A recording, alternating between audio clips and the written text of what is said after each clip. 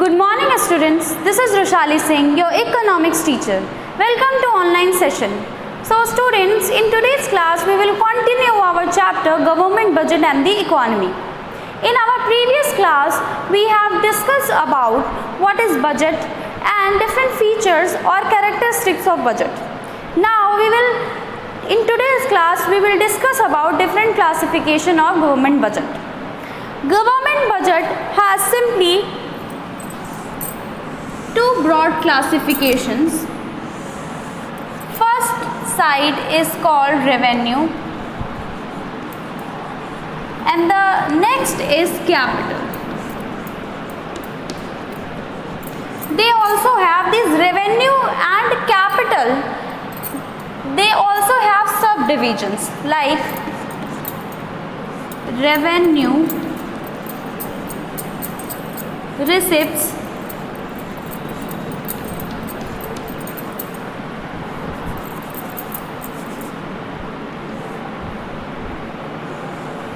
the second is revenue expenditure.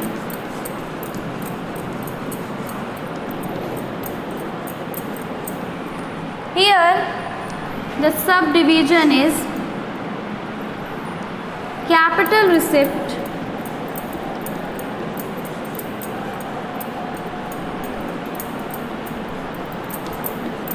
and capital expenditure.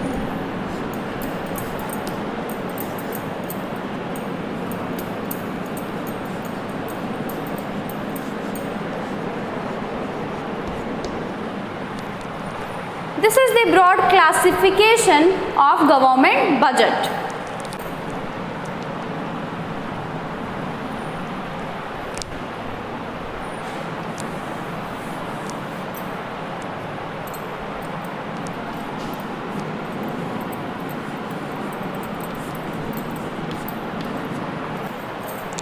ये हमारा government budget का classification है।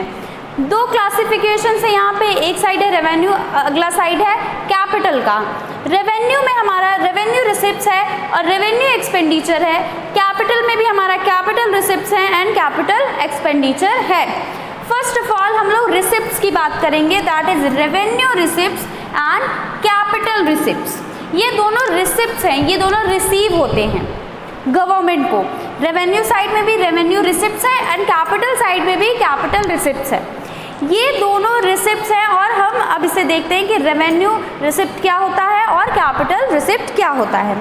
Revenue receipts are those money receipts of the government which show the following characteristics. The first one is these receipts do not create any corresponding liability for the government. ये receipts होती मतलब आपने receive किया है, पैसे आपके पास आए हैं, लेकिन ये कोई लाइबिलिटी क्रिएट नहीं करते हैं। जस्ट लाइक टैक्सेस, जब गवर्नमेंट टैक्स रिसीव करती है तो वो टैक्सेस उसे नॉर्मल पब्लिक देती है, तो उससे गवर्नमेंट के ऊपर कोई लाइबिलिटी नहीं आती है, कोई भार नहीं पड़ता कि उसे ये टैक्स वापस करना है लोगों को। ये रिसिप्ट हो जाता है और विदाउट लाइबिलिटी होता है। Next characteristic is these receipt do not cause any reduction in the assets of the government. ये रिसिप्ट जो है गवर्नमेंट के एसेट में रिडक्शन नहीं करते हैं। एसेट्स हमें पता है कि आप जब भी एसेट्स आपके पास आते हैं तो आप उन एसेट्स को खरीदते हो, आप अपनी तरफ से पेमेंट करते हो, तब आपको एसेट्स मिलते हैं। बट यहाँ पे जो रेवेन्यू रिसिप्ट हो रहा है, जैसे कि हमने एग्जाम्पल लिया टैक्सेस का, तो टैक्सेस जो मिल रहे हैं उसकी वजह से हमारे एसेट्स में कोई कमी नहीं आ रही है, क्योंकि वो बस हमें नॉर्मल पब्लिक से मिल रहा है। हमें कोई लाइबिलिटी नहीं उसकी वजह से आ रही है गवर्नमेंट के ऊपर, और एसेट्स का भी फॉर्मेशन नहीं हो रहा है। नो लाइबिलिटी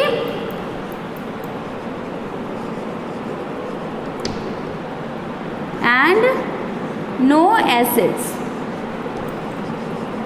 ना एसेट्स का फॉर्मेशन हो रहा है और ना ही लाइबिलिटी हमारी आ रही है कोई भी। नाउ ये जो भी हमारे रिसिप्ट्स हैं, जैसे tax receipt do not lead to any reduction in assets of the government. In contrast, if government receive money by selling its share to some company, it causes reduction in assets of the government. अगर company को पैसे कहीं से मिलते, उसने कहीं share बेचे हैं और उसे पैसे मिले हैं, तब वो जो शेयर बेच रही है उसके बाद शेयर कम हो जा रहे हैं, तो इसका मतलब क्या, उसके एसेट्स में रिडक्शन हो जा रहा है. ये रिसिप्ट्स जो हैं कोई भी एसेट्स को क्रिएट नहीं कर रहे हैं और कोई भी लाइबिलिटी इनकी वजह से नहीं आ रही है. So revenue receipts of the government are those money receipt which do not create liability for government and as well do not lead to reduction in assets of the government. अब हम समझते हैं रेवेन्यू रिसिप्ट्स का, तो हमने एक example ले लिया कि टैक्सेस है. अब हम और देखते हैं क्या एग्जाम्पल हैं रेवेन्यू रिसिप्ट्स के. फर्स्ट ऑफ ऑल तो टैक्सेस का हमने एग्जाम्पल देख ही लिया. जितने भी फॉर्म होंगे, जितने भी टैक्सेस के फॉर्म होंगे वो सब रेवेन्यू रिसिप्ट हैं government. Income tax, corporation tax, GST, excise duty, gift tax, estate, ये सब जो है हमारे रेवेन्यू रिसिप्ट्स में आएंगे. रेवेन्यू रिसिप्ट में जो टैक्सेस आएंगे, जितने भी तरह के टैक्सेस हैं, वो सब हमारे गवर्नमेंट के लिए रेवेन्यू रिसिप्ट है, जो रेवेन्यू रिसीव हुआ है. नॉन टैक्स रिसिप्ट्स भी होते हैं.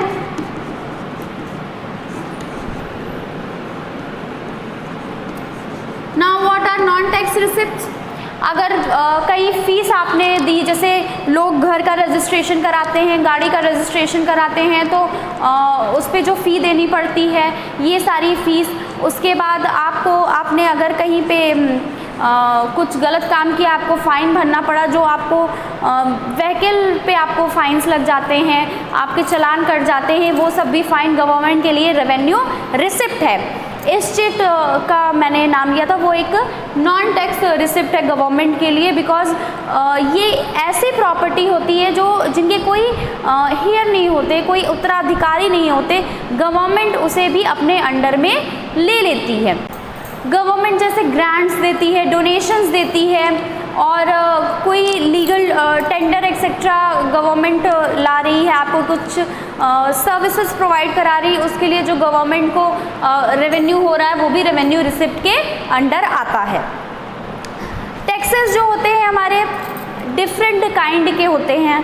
पहले हमने इनकम टैक्स देखा. इनकम टैक्स सिंपली आपकी इनकम पे टैक्स लगता है, वो दो तरह के होते हैं. Now we will talk about taxes first, कि टैक्सेस क्या हैं.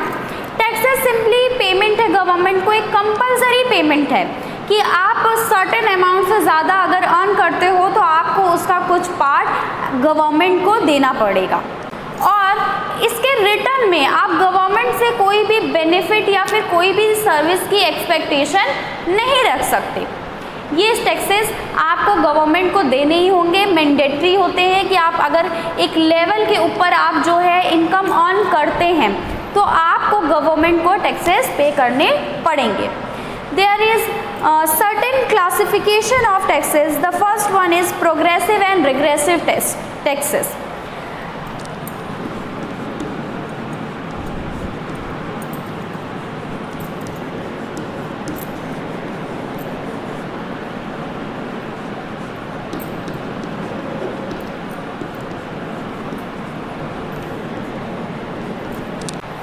प्रोग्रेसिव टैक्स हमारा वो होता है कि अगर आपकी इनकम 1 लाख है, उस पर 10% का आपका टैक्स है, और अगर आपकी इनकम बढ़ गई, सपोज़ आपकी इनकम 2 लाख हो गई, तो आपका टैक्स बढ़ के 15% हो जाएगा.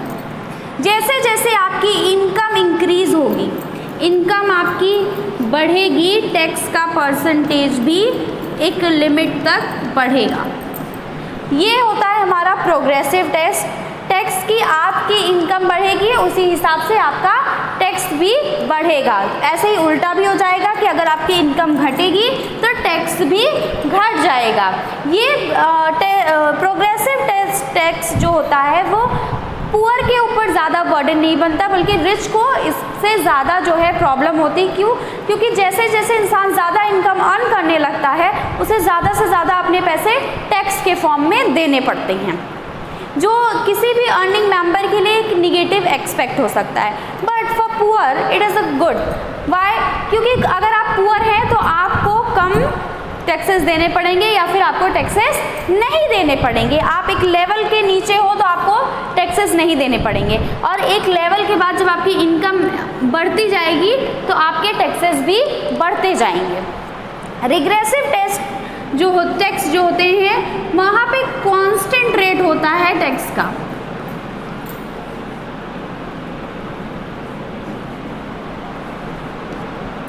कांस्टेंट रेट होता है टैक्स का कि आप अगर चाहे रिच हैं चाहे पुअर हैं, चाहे अगर आप 1 लाख रुपए कमा रहे हैं तो भी आपको 5% टैक्स देना है, और अगर आप 5,000 कमा रहे हैं तो भी आपको 5% आपको टैक्स में देने हैं। रिग्रेसिव टैक्स जो होते हैं वो पुअर के ऊपर बहुत ज़्यादा बर्डन क्रिएट करते हैं।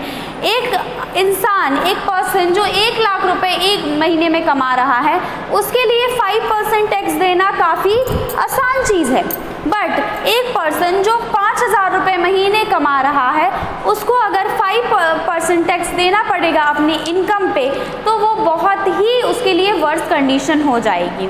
उसकी इनकम का एक एसेंशियल पार्ट टैक्स में चला जाएगा, जिसकी वजह से वो कहीं भी उसको डिमांड प्रोडक्ट्स की करने में प्रॉब्लम आएगी, उसकी इनकम बहुत ही कम हो जाएगी। एक तो पहले से उसकी इनकम कम है और आगे चल के उसकी इनकम और कम हो जाएगी। फिर है हमारे पास वैट, वैल्यू एडेड टैक्स जिसे हम कहते हैं, और फिर इसका एक और क्लासिफिकेशन है स्पेसिफिक टैक्स। ये क्लासिफिकेशन हमारा टैक्स बेस पे है कि टैक्स का बेस क्या है, उसकी प्रोग्रेसिव और रिग्रेसिव हमारा बर्डन पे बेस है कि टैक्स का बर्डन किस पे आ रहा है, इसका बेसिस क्या है, बर्डन है। और यहाँ हमारे वैल्यू एडेड टैक्स जिसको हम वैट कहते हैं, और स्पेसिफिक टैक्स का बेस क्या है कि टैक्स बेस क्या रहेगा। वैल्यू एडेड टैक्स हमें पता है कि हर जो भी वैल्यू एडिशन होगा उस पर टैक्सेशन होता है, उस पर आपका टैक्स लगता जाएगा। स्पेसिफिक टैक्स वो होते हैं जो आपकी यूनिट्स पे लगते हैं, वेट पे लगते हैं, मेजरमेंट पे लगते हैं, वो सारे हमारे टैक्सेस क्या होते हैं, स्पेसिफिक टैक्स होते हैं। वो कमोडिटी के साइज़ की आपने जिसे एक सर्टेन अमाउंट फिक्स है कि अगर आपने उसके ऊपर का अमाउंट एक्सपोर्ट किया या आपने मंगवाया, इंपोर्ट किया तो आपको टैक्स देना पड़ेगा। तो आपने क्या, आपने वेट के ऊपर जो है टैक्सेशन लेवाई कर दिया, टैक्सेशन लगा दिया। वैल्यू एडेड टैक्स क्या है कि आप हर स्टेज पे आप टैक्सेशन करोगे। जीएसटी भी हमारा इसी में आता है। हर जो प्रोडक्शन का स्टेज होगा उस पर हम वैल्यू एडिशन करते हैं और उसी पे हमारा वैट लगेगा और टैक्स हमारा लेवाई होगा उस पर। इसी तरीके से स्पेसिफिक टैक्स हमारा साइज पे, मेजरमेंट पे या फिर वेट पे लेवाई होता है। On the base of final burden there are 2 classification. First is direct tax and indirect tax. Direct tax होंगे जो डायरेक्टली कंज्यूमर से ले लिए जाते हैं या पर्सन से वो टैक्स रिसीव कर लिया जाता है, that are direct taxes. Indirect taxes वो टैक्सेस होते हैं जो इनडायरेक्टली कंज्यूमर से लिया जाता है। जो भी आप प्रोडक्ट परचेज करते हो उस पर टैक्सेस पहले से ही इंक्लूडेड होते हैं। Those taxes are indirect tax. इसके बारे में हमने अपने income and national income and aggregate वाले चैप्टर में भी बात की थी। डायरेक्ट टैक्स उसी इंसान से लिया जाता है जिस पे वो लेवाई हो। अगर आप XYZ पर्सन हो, आपके ऊपर टैक्स लगा है तो आपको ही उसे वो टैक्स पे करना है। बट इनडायरेक्ट टैक्स जो है हमारा वो किसी प्रोडक्शन यूनिट पे, फर्म पे लगा हुआ है, किसी इंटरप्राइजेस पे लगा हुआ है, वो क्या करता है, वो खुद टैक्स ना देके कंज्यूमर से टैक्स वसूलता है और ले जाके दे देता है किसे, गवर्नमेंट को। यहाँ पे आप बर्डन को शिफ्ट नहीं कर सकते। डायरेक्ट टैक्स में आपको टैक्स का बर्डन जिस पर्सन पे टैक्स लगा है उसे खुद ही उठाना पड़ेगा। बट इनडायरेक्ट टैक्स में जो प्रोड्यूसर होता है वो बर्डन को शिफ्ट कर देता है कंज्यूमर पे, वो अपना सर का बोझ कंज्यूमर के सर पे डाल देता है, कंज्यूमर उसका पेमेंट करता है।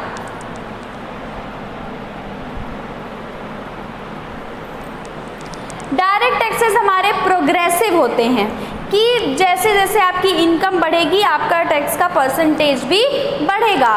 बट इनडायरेक्ट टैक्सेस हमारे रिग्रेसिव होते हैं, कांस्टेंट रेट के होते हैं कि आप चाहे अमीर हैं चाहे आप गरीब हैं, अगर आपने वो कमोडिटी खरीदी है तो आपको वो टैक्स पे करना ही पड़ेगा जो उसकी प्राइस में ही छुपा हुआ है। Now what are non tax revenues? Non-tax revenue receipts are, these all are the revenue receipts.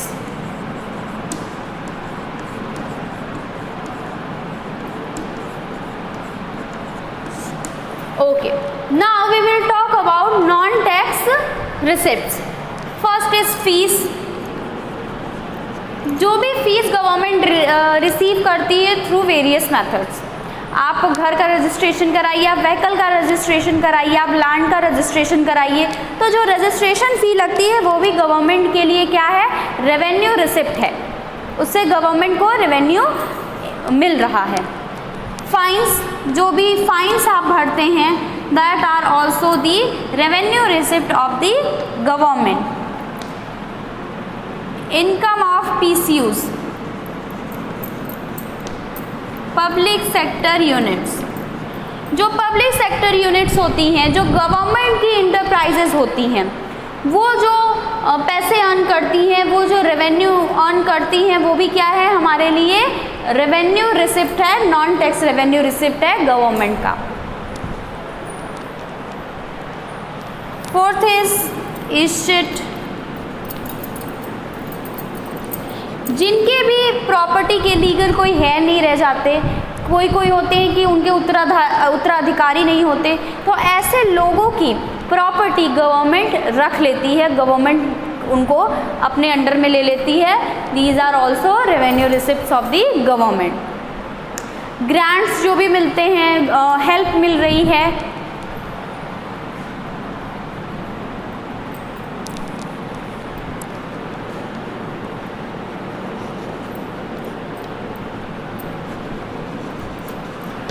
Grants और हेल्प गवर्नमेंट को तरह तरह से, जैसे कहीं आप फ्लड आ गया, कहीं अर्थक्वेक आ गया, तो गवर्नमेंट को डोनेशन एक्सेट्रा मिलते रहते हैं, वो भी रेवेन्यू रिसिप्ट है गवर्नमेंट का। गवर्नमेंट स्पेक्ट्रम एक्सेट्रा सेल करती, 2G स्पेक्ट्रम, 3G स्पेक्ट्रम जो आपने सुना होगा, जिसमें गवर्नमेंट अपनी रेडियो फ्रिक्वेंसी को टेलीकॉम्स को देती है यूज़ करने के लिए। ये भी क्या है, गवर्नमेंट के इनकम का सोर्स है। स्पेशल असेसमेंट होता है कि गवर्नमेंट कहीं पे डेवलपमेंट वर्क करती है तो वहाँ पे लोगों से पैसे चार्ज करती है, वो भी क्या है हमारा रेवेन्यू रिसिप्ट है। ये सारी चीज़ें tax and non tax receipt जो है वो गवर्नमेंट के रिसिप्ट्स हैं। Now we will talk about capital receipts. Now we will talk about capital receipts.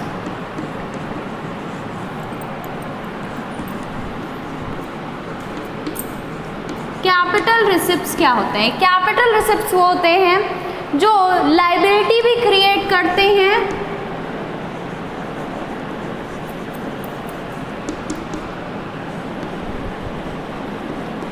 और एसेट्स में रिडक्शन भी करते हैं।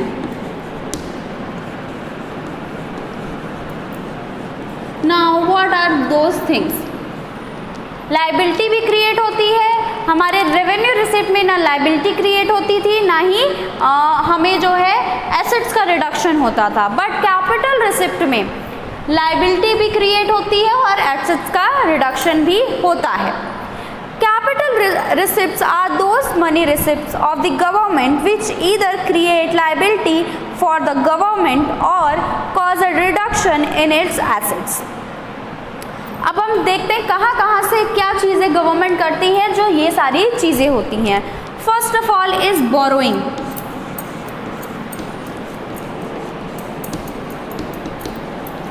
बोरोइंग आपने चाहे जनरल पब्लिक से की हो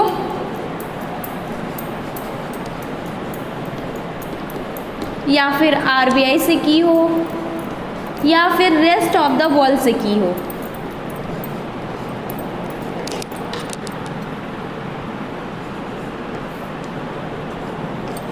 ये तीनों ही बोरोइंग्स जो हैं ये लायबिलिटी क्रिएट करेंगी और एसेट्स रिडक्शन करेंगी। बोरोइंग का मतलब है कि आप कहीं से पैसे ले रहे हो, चाहे आप जनरल पब्लिक से भी पैसे ले रहे हो, मान लो आप अपने शेयर्स को सेल पे डाल रहे हो तो आपके पास शेयर्स कम हो रहे हैं, आपके एसेट्स में रिडक्शन हो रहा है। अगर आप आरबीआई से बोरोइंग कर रहे हो, लोन ले रहे हो, तो भी आपको इंटरेस्ट पेमेंट करना होगा और बाद में वो पैसे लौटाने भी होंगे।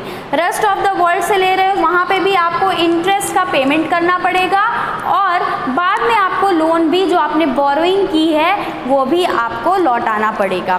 तो कैपिटल रिसिप्ट्स, जो भी रिसिप्ट्स होते हैं वो सिंपली बोरोइंग में अगर हम देखेंगे तो जनरल पब्लिक से पैसे ले रहे हैं आप, जिसमें आप शेयर्स बेच रहे हैं, शेयर्स इशू कर रहे हैं या फिर कोई भी आप काम कर रहे हैं उस पर आप कोई डॉक्यूमेंट ही कर रहे हैं, आप कोई ट्रेजरी बिल इशू कर रहे हैं कोई बोरोइंग के लिए, तो भी आपको उस पर इंटरेस्ट देना पड़ेगा और बाद में आपको वो पैसे लौटाने भी पड़ेंगे। तो यहाँ पे लायबिलिटी भी क्रिएट हो रही है और एसेट्स का रिडक्शन भी आपके पास से हो रहा है।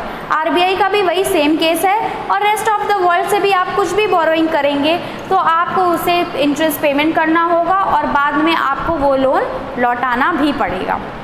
बहुत सारी कंपनी डेप्ट के ट्रैप में फंस जाती हैं, बहुत ज़्यादा बाहर से लोन ले लेती हैं, फिर उन्हें उस पर बहुत ज़्यादा हैवी अमाउंट में इंटरेस्ट का पेमेंट करना पड़ता है। कभी कभी उन कंट्रीज़ जब खुद से सक्षम नहीं होती उन टैक्स का पेमेंट करने में, रीपेमेंट करने मतलब टैक्स को लोन को वापस करने में सक्षम नहीं होती, तो वो दूसरी जगह से लोन लेके आपको जिस कंट्री से उन्होंने लोन लिया रहता है उसे वापस देती है। सपोज कंट्री ए है, उसने कंट्री बी से लोन लिया है, कंट्री बी ने ए को लोन दिया है, ओके। अब कंट्री ए से लोन पे बहुत इंटरेस्ट पेमेंट कर रहा है और उसके पास इतना पैसा नहीं आ रहा है कि वो बी को लोन वापस कर सके।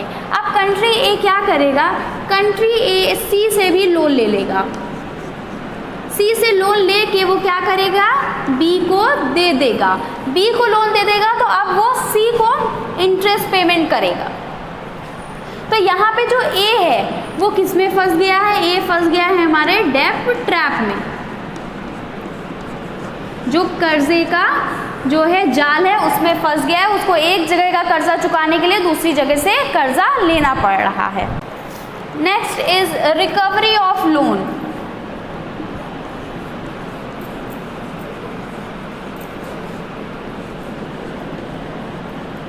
रिकवरी ऑफ लोन होगा कि गवर्नमेंट ने कहीं से लोन लिया है और उसे लोन का पेमेंट रीपेमेंट करना होगा, वापस करना होगा। रिकवरी होगी जब लोन की तब उसके एसेट्स में रिडक्शन हो जाएगा automatic. The central government offer loan to state government to cope with the financial crisis. अगर सपोज सेंट्रल गवर्नमेंट ने स्टेट गवर्नमेंट को लोन दिया है ताकि वो अपनी फाइनेंशियल प्रॉब्लम को, मनी की प्रॉब्लम को कोप कर सके, उसे सॉल्व कर सके। When these loans are recovered, assets of the government are reduced. Accordingly, these classified as capital receipt. जब ये लोन रिकवर हो जाएगा तो स्टेट गवर्नमेंट के पास से पैसे कम हो जाएंगे, तो स्टेट गवर्नमेंट के पास से जो पैसे कम हो जाएंगे तो उसका अगेन क्या हो जाएगा, एसेट्स का रिडक्शन हो जाएगा और जो हमारी सेंट्रल गवर्नमेंट है उसका रिकवरी हो जाएगी लोन की, वो भी कैपिटल रिसिप्ट में आएगी। यहाँ हमारी बोरोइंग पहले कैपिटल रिसिप्ट में आएगी, फिर जो हम लोन की रिकवरी करते हैं, सेंट्रल गवर्नमेंट ने स्टेट गवर्नमेंट को लोन दिया था, स्टेट गवर्नमेंट ने सेंट्रल गवर्नमेंट को लोन वापस दे दिया, तो यहाँ पे क्या हो गई, उसके रिकवरी हो गई लोन की, that will be included in capital receipt. Third is other receipts.